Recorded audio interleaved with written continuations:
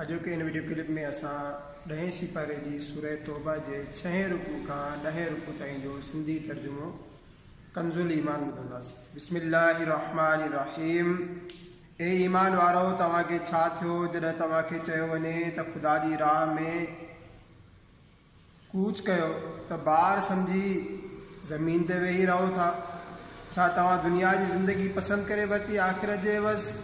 ऐं दुनिया जी ज़िंदगी जो सामान आख़िरत जे साम्हूं न आहे मगर थोरो। ऐं जेकॾहिं कूच न कंदो त तव्हांखे अज़ाब सख़्तु ॾींदो ऐं तव्हांजी जाइ ते ॿिया माण्हू आणींदो ऐं तव्हां उनजो को नुक़सानु नथा करे सघो। ऐं अल्लाह सभु कुझु करे सघे थो। जेकॾहिं तव्हां उन महबूब जी मदद न कई त बेशक अल्लाह उनजी मदद फरमाई। जॾहिं काफ़रनि जी शरारत सबबु उन्हनि खे ॿाहिरि तशरीफ़ वठी वञिणो पियो, सिर्फ़ु 2 जानियुनि सां, जॾहिं उहे ॿई गार में हुआ। जॾहिं पंहिंजे दोस्त खे फरमाए रहियो हो त ग़म न कर, बेशक अल्लाह असां सां गॾु आहे। पोइ अल्लाह उन ते पंहिंजो सुकून लाथो ऐं उन्हनि फ़ौजनि सां उनजी मदद कई जेकी अवां न ॾिठियूं, ऐं काफ़रनि जी ॻाल्हि हेठि करे छॾियईं। ऐं अल्लाह जो ई कलमो बुलंद आहे ऐं अल्लाह ग़ालिब हिकमत वारो आहे। निकिरो हल्काई सम्झी या दिलि ते बार सम्झी ऐं अल्लाह जी राह में जिहाद करियो पंहिंजे माल ऐं जान सां। उहो तव्हांजे वास्ते बहितर आहे जेकॾहिं अव्हांखे ॼाण हुजे।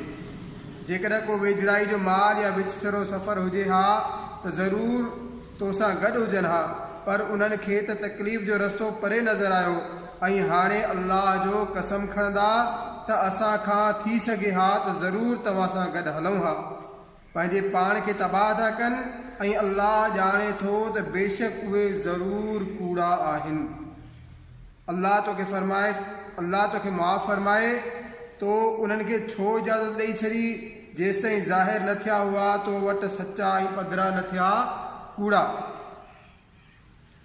ऐं जेके अल्लाह ऐं क़यामत ते ईमान रखनि था तोखां इजाज़त न घुरंदा हिन खां जो पंहिंजी जान ऐं माल सां जिहाद कनि। ऐं अल्लाह ख़ूब ॼाणे थो परहेज़गारनि खे तोखां उहा मोकल उहे ई घुरनि था जेकी अल्लाह ऐं क़यामत ते ईमान नथा रखनि ऐं उन्हनि जूं दिलियूं शक में पियूं आहिनि। पोइ उहे पंहिंजे शक में डावाडोल आहिनि ऐं जे उन्हनि खे निकिरण जो इरादो हुजे हा त उनजे वास्ते सामान ठाहिनि हा, पर ख़ुदा खे ई उन्हनि जो उथणु नापसंदि हो। पोइ उन्हनि में सुस्ती भरे छॾी ऐं उन्हनि खे फरमायो वियो त वेही रहो वेहंदड़नि सां गॾु। जेकॾहिं उहे तोसां निकिरनि हा त उन्हनि खां तव्हांखे कुझु बि न मिले हा सवाइ ज़्यादा नुक़सान जे ऐं तव्हां में फितने विझण जे वास्ते तव्हांजे दरमियान ढूंढियूं डोड़ाइनि हा ऐं तव्हां में उन्हनि जा जासूस मौजूदु आहिनि। ऐं अल्लाह ख़ूब ॼाणे थो ज़ालिमनि खे। बेशक उन्हनि त अॻे ई फितनो सोचियो हो ऐं ये महबूब तुंहिंजे वास्ते तदबीरूं उलट पलट कयऊं एसि ताईं जो हक़ आयो ऐं अल्लाह जो हुकुम ज़ाहिर थियो जॾहिं त उन्हनि खे पसंदि न हुयो। ऐं उन्हनि मां को तव्हांखे हिन तरह अर्ज़ु करे त मूंखे मोकल ॾे ऐं फितने में न विझ, ॿुधो उहे फितने में त अॻे ई करे चुका हुआ। बेशक जहन्नम घेरो कंदड़ आहे काफ़रनि खे। जेकॾहिं तव्हांखे का चङाई मिले त उन्हनि खे तकलीफ़ थिए थी ऐं जेकॾहिं तव्हांखे का तकलीफ़ पहुचे त चवनि था त असां अॻे ई पंहिंजो कमु ठीकु करे छॾियो आहे ऐं ख़ुशियूं कंदा फिरी वञनि था। तव्हां फरमायो असांखे कॾहिं बि न पहुचंदो मगर उहो जेको अल्लाह असांजे वास्ते लिखी छॾियो। उहो ई असांजो मौला आहे ऐं मुसलमाननि खे अल्लाह ते ई भरोसो रखणु घुरिजे। तूं फरमाए तव्हां असां ते कहिड़ी शइ जो इंतज़ारु करियो था मगर 2 चङाइनि मां हिकिड़ी जो, ऐं असां तव्हां ते हिन इंतज़ार में आहियूं त अल्लाह तव्हांखे अज़ाब ॾे पाण वटां ऐं असांजे हथां कोई इंतज़ारु करियो, असां बि तव्हां सां इंतज़ारु करे रहिया आहियूं। तूं फरमाए त दिलि सां ख़र्च करियो या बेदिलीअ सां, तव्हां खां हरगिज़ क़बूल न थींदो। बेशक तव्हां बेफ़रमान माण्हू आहियो ऐं उन्हनि जो ख़र्च करणु क़बूल पवणु बंदि न थियो मगर हिन करे त उहे अल्लाह ऐं संदसि रसूल जा मुनकर थिया ऐं नमाज़ ते न ईंदा आहिनि मगर भॻी दिलि सां ऐं ख़र्च न कंदा आहिनि मगर बेदिलीअ सां। पोइ तोखे ताजुब में न विझे उन्हनि जो माल ऐं उन्हनि जो औलाद। अल्लाह त उहो घुरे थो त दुनिया जी ज़िंदगी में उन्हनि शयुनि सां उन ते वबाल विझे ऐं कुफर ते ई उन्हनि जो साह निकिरी वञे ऐं अल्लाह जो कसम खणनि था त उहे तव्हां मां आहिनि, हालांकि उहे तव्हां मंझा न आहिनि, पर उहे माण्हू डिॼनि था जेकॾहिं का जाइ पनाह या गार या का ॿी सामाइजी वञण जी जाइ लहनि त रसियूं छिनाए ओॾां फिरी वेंदा। ऐं उन्हनि मां को उहो आहे जेको सदके विरहाइण में तो ते एतिराज़ करे थो, पोइ जेकॾहिं उन मां कुझु उन्हनि खे मिले त राज़ी थी वञनि ऐं जे न मिले त पोइ उहे नाराज़ आहिनि। ऐं कहिड़ो न चङो हुजे हा जेकॾहिं उहे राज़ी थियनि हा उन ते जेकी अल्लाह ऐं संदसि रसूल उन्हनि खे ॾिनो ऐं चवनि हा असांखे अल्लाह काफ़ी आहे, इजो असांखे ॾिए थो अल्लाह पंहिंजे फज़ल सां ऐं अल्लाह जो रसूल। असांजी अल्लाह जी तरफ़ ई रग़बत आहे। ज़कात फ़क़ति उन्हनि माण्हुनि जे वास्ते आहे जेके मोहताज ऐं महज़ नादार आहिनि ऐं जेकी उन खे हासिल करे आणनि ऐं जिन जे दिलनि में इस्लाम जी मोहबत पैदा करणु मक़सदु हुजे ऐं ॿाननि जे आज़ादु कराइण में कर्ज़दारनि खे ऐं अल्लाह जी वाट में मुसाफ़िरनि खे ही मुक़ररु आहे अल्लाह जे तरफ़ां ऐं अल्लाह इल्म ऐं हिकमत वारो आहे। ऐं उन्हनि मां के उहे आहिनि जो हिन गैब जूं ख़बरूं ॾींदड़ नबी खे सताइनि था ऐं चवनि था उहो त कन आहे, तूं फरमाए तव्हांजी भलाई जे वास्ते कन आहे, अल्लाह ते ईमान रखनि था, अल्लाह ते ईमान रखनि था ऐं मुसलमाननि जी ॻाल्हि ते यकीन कंदा आहिनि ऐं जेकी तव्हां मां मुसलमान आहिनि उन्हनि जे वास्ते रहमत आहिनि। ऐं जेके अल्लाह जे रसूल खे तकलीफ़ ॾियनि था उन्हनि जे वास्ते दर्दनाक अज़ाब आहे। तव्हांजे साम्हूं अल्लाह जो कसम खणनि था जो तव्हांखे राज़ी करे वठनि, अल्लाह ऐं रसूल जो हक़ वधीक हो जो उनखे राज़ी कनि हा। जेकॾहिं ईमान वारा आहिनि छा उन्हनि खे ॼाण न आहे त जेको अल्लाह ऐं उन जे रसूल जे ख़िलाफ़ु हलंदो त उन जे वास्ते जहन्नम जी बाहि आहे जो हमेशह उन में रहंदो, उहा ई वॾी ख्वारी आहे। मुनाफ़िक़ रिझनि था त मथां उन्हनि ते का अहिड़ी सूरत लहे जेका उन्हनि जे दिलनि में लिकल ॻाल्हि ज़ाहिर करे। तूं फरमाए त भले मस्करी करियो, बेशक अल्लाह ज़रूरु ज़ाहिर कंदो जंहिंजो तव्हांखे ख़ौफ़ आहे। ऐं ये महबूब जेकॾहिं तूं उन्हनि खां पुछी त चवंदा त असां त अॻे ईअं ई खिल भोग थिए कयो। तूं फरमाए छा अल्लाह ऐं उनजी आयतुनि ऐं संदसि रसूल सां मस्करी था करियो? बहाना न ठाहियो, तव्हां काफ़िर थी चुका मुसलमान थियण खां पोइ।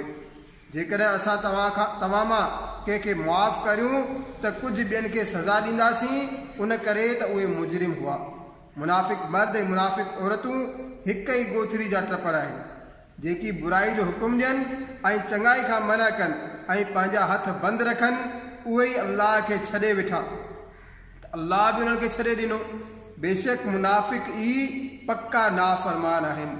अल्लाह मुनाफ़िक़ मर्दनि ऐं औरतुनि सां ऐं काफ़िरनि सां जहन्नम जी बाहि जो वाइदो कयो आहे जंहिंमें उहे हमेशह रहंदा।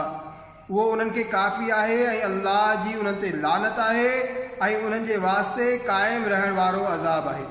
जीअं अव्हां खां अॻियां तव्हां खां ताक़त में वधीक ऐं माल ऐं औलाद में तव्हां खां घणा हुआ, पोइ उन्हनि पंहिंजे भाङे जो नफ़ो वरितो, पोइ तव्हां बि पंहिंजे भाङे जो नफ़ो वरितो, जीअं तव्हां खां अॻियनि पंहिंजे हिसे जो नफ़ो वरितो।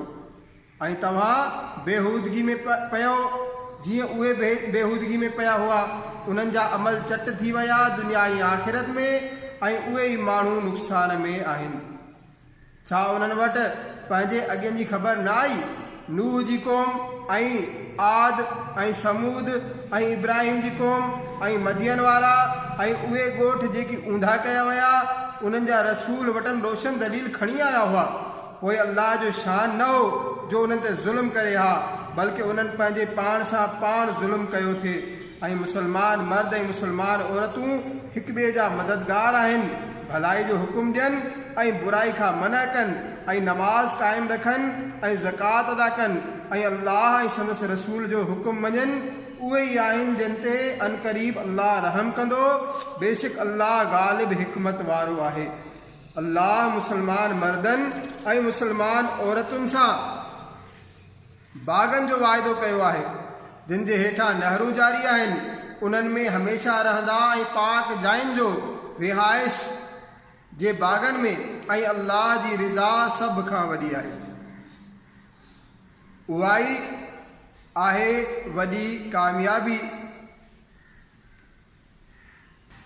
ए गैब जूं ख़बरूं ॿुधाईंदड़ नबी सल्लल्लाहु तआला अलैहि वसल्लम जिहाद फरमाए काफ़रनि ऐं मुनाफ़िक़नि जे ख़िलाफ़ ऐं उन्हनि ते सख़्ती कर ऐं उन्हनि जो टिकाणो दोज़ख आहे ऐं कहिड़ी न बुरी जाइ आहे मोटण जी।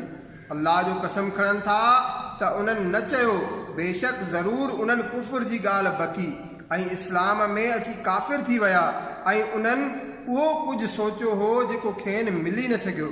ऐं उन्हनि खे कहिड़ी तकलीफ़ थी, इहा ई न त अल्लाह ऐं संदसि रसूल उन्हनि खे पंहिंजे फज़ल सां गनी करे छॾियो। पोइ जेकर उहे तौबा कनि त उन्हनि जो भलो आहे, ऐं जेकर उहे मुंहुं फेरीनि त अल्लाह उन्हनि खे सख़्तु अज़ाब ॾींदो, दुनिया ऐं आख़िरत में ऐं ज़मीन में न त को उन्हनि जो हिमायती हूंदो ऐं न मददगार। ऐं उन्हनि मां के उहे आहिनि जिन अल्लाह सां अहद कयो हो त जेकर असांखे पंहिंजे फज़ल सां ॾींदो त असां ज़रूरु ख़ैरात कंदासीं ऐं असां ज़रूरु चङा माण्हू थींदासीं।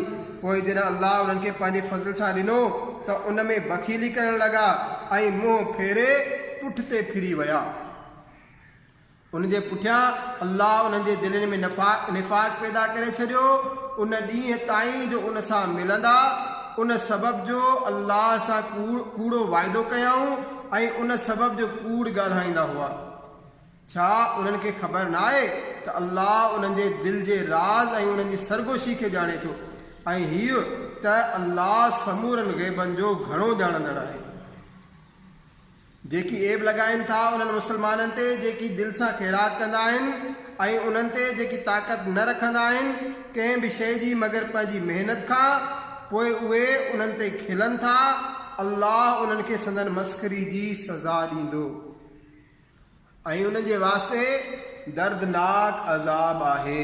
तूं उन्हनि जे वास्ते मुआफ़ी घुरी या न घुरी, जेकर तूं 70 भेरा बि उन्हनि जे वास्ते मुआफ़ी घुरंदे त बि अल्लाह हरगिज़ उन्हनि खे न बख़्शींदो।